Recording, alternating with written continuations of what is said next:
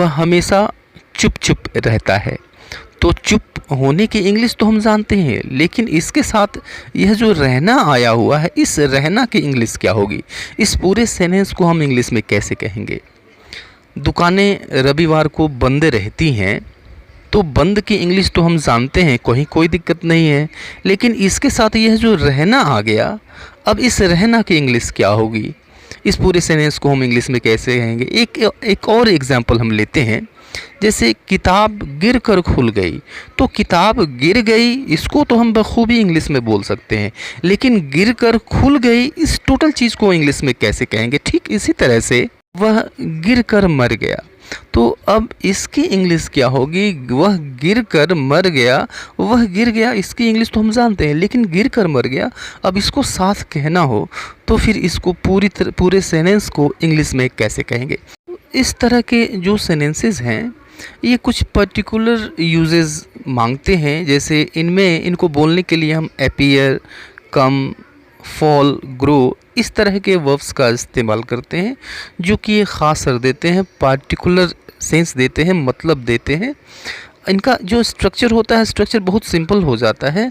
सबसे पहले हम सब्जेक्ट रख देते हैं, सब्जेक्ट के बाद हम लिंकिंग वर्ब रखते हैं, और लिंकिंग वर्ब के बाद एडजेक्टिव रखा जाता है। अब यह जो लिंकिंग वर्ब है, यह लिंकिंग वर्ब करता क्या है?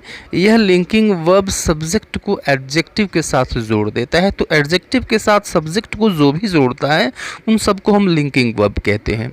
अब इनको हम एक एक करके अच्छी तरह से समझते हैं। सबसे पहले देखते हैं अपीयर को किस अर्थ में हम यूज़ करते हैं। अपीयर का मतलब होता है दिखना, लगना या फिर प्रतीत होना।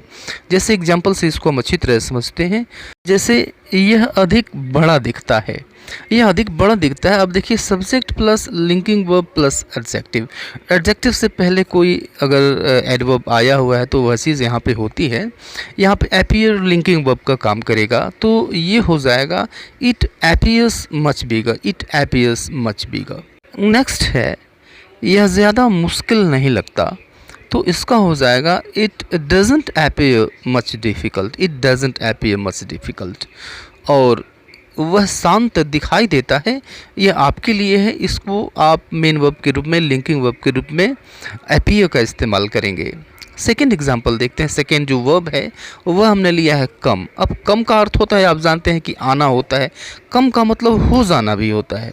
अब जैसे देखिए, वह थका हुआ घर आया, तो वह थका हुआ घर आया, वह घर आया, ही केम होम, और थका हुआ टायर्ड, यानी सब्जेक्ट लगाया, लिंकिंग वर्ब लगाया, और फिर उसके बाद हमने एडजेक्टिव लगा दिया, he came home tired. Next sentence देखते हैं, स्क्रू ढीला हो गया है। अब देखिए, यहाँ पे हो गया है, हो गया, इसकी इंग्लिश हम कम लगाएंगे। कैसे लगाएंगे? देखिए, screw has come loose, screw has come loose. घायल होकर वह घर लौटा, ये आपके लिए है, आप इसको ट्रांसलेट करेंगे, कमेंट बॉक्स में कमेंट करेंगे। नेक्स्ट एग्जाम्पल हम लेते हैं। नेक्स्ट एग्जाम्पल है, नेक्स्ट वर्ब है, वह है फेल। तो फेल का अर्थ होता है गिरना, पड़ जाना, और हो जाना भी होता है। अब देखिए, जैसे मैंने कहा था सेंटेंस, किताब गिर कर खुल गई। अब देखिए, किताब गिर कर खुल गई, किताब गिरी और फिर खुल गई। The book fail open, fail open means गिर कर खुल गई, the book fail open. Next sentence देखते हैं, सबने चुप्पी साध ली, सबने चुप्पी साध ली। तो सबने, एवरीवन, चुप्पी साध ली, fell silent, everyone fell silent. और वह बीमार पड़ गया, ये आपके लिए है, आप इसको ट्रांसलेट करें, कमेंट बॉक्स में कमेंट करें। नेक्स्ट वर्ड की तरफ बढ़ते हैं, नेक्स्ट वर्ब की तरफ बढ़ते हैं, और वो है ग्रो। ग्रो का मतलब होता है हो जाना, उगाना, बढ़ना। जैसे एग्जाम्पल से इसको समझिए अच्छी तरह से, वह पागल हो गई, तो पागल हो गई, सी ग्रू मैड, वह पागल हो गई, सी ग्रू मैड। नेक्स्ट सेंटेंस देखते हैं, वह बूढ़ा हो रहा है। तो अब देखिए, इसका हो जाएगा he is growing old, he is growing old. और बहुत जल्दी अंधेरा हो गया, यह आपके लिए है। नेक्स्ट वर्ड हमने लिया है रिमेन। तो रिमेन का अर्थ होता है रहना या फिर बने रहना। आइए देखिए, इन दोनों अर्थों में इसका यूज़ हम देखते हैं सेंटेंस के साथ।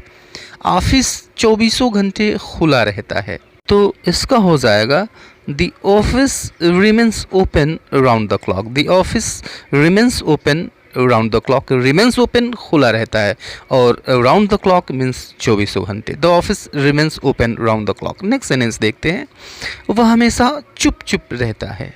तो इसका हो जाएगा ही ऑलवेज रिमेंस साइलेंट। ही ऑलवेज रिमेंस साइलेंट।